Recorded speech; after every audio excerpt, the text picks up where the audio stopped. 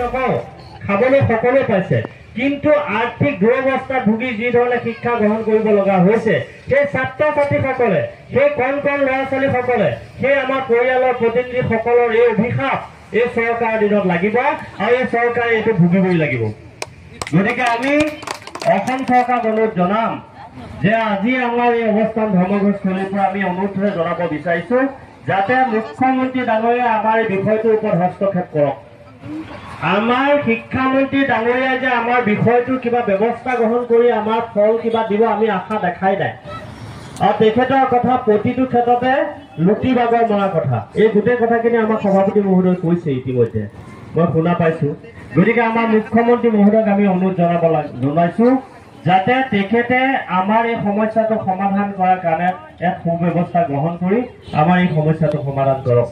শ্ৰদ্ধা শিক্ষাগুৰুসকল, আমি সকলো ভুক্তভোগী, আমি ইয়াত সকলোৱে আহিছো আমাৰ ন্যায্য অধিকাৰ পাবৰ কাৰণে।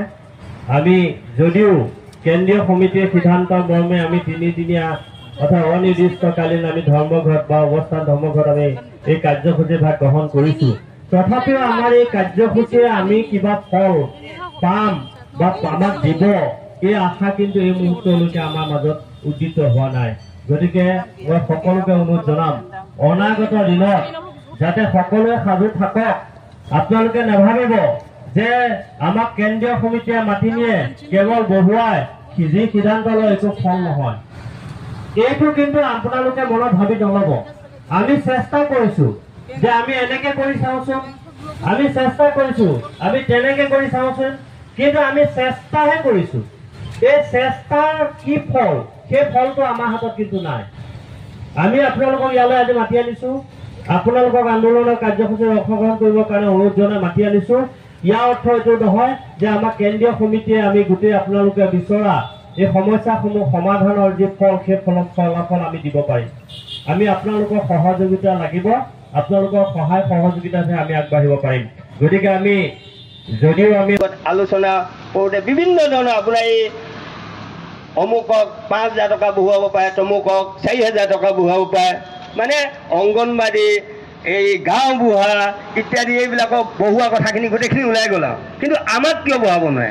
তেখেতে তেতিয়া আটাইতকৈ ডাঙৰ কথা এটা ক'লে, নকওঁ বুলি ভাবিছিলোঁ যেতিয়া আকৌ ক'বলগীয়া হ'ল।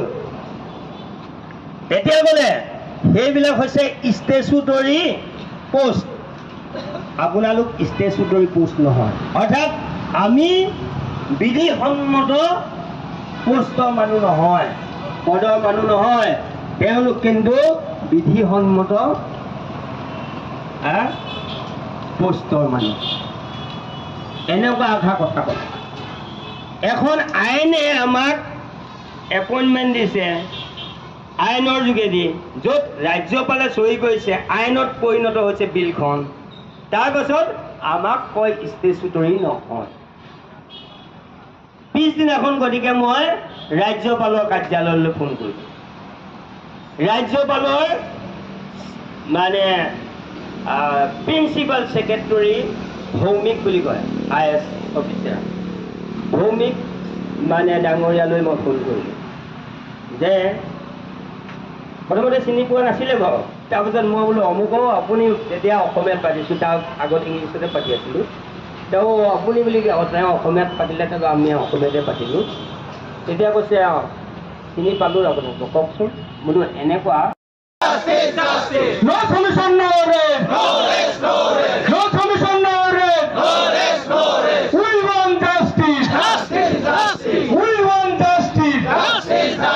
আমাৰ দাবি ন্যায্য দাবি, আমাৰ দাবি ন্যায্য